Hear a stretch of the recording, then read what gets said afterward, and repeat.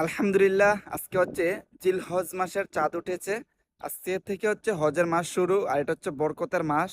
আর এই প্রথম 10 দিনের কথা আল্লাহ তাআলা কোরআনে বলেছেন সূরা ফাজরের মধ্যে।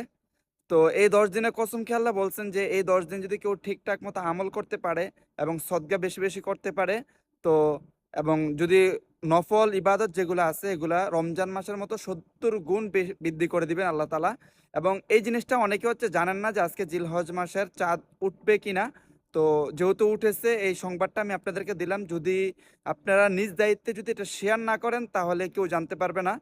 আমি একার পক্ষে তো এটা সবাইকে জানাইতে পারবো না। আপনারা যদি এই ভিডিওটা শেয়ার করেন তাহলে আমার অনেক মুসলিম ভাই এবং আমার অনেক প্রিয় ভাই ও বন্ধুরা জেনে যাবে যে আজকে হচ্ছে জিলহজ মাসের চাঁদ উঠেছে।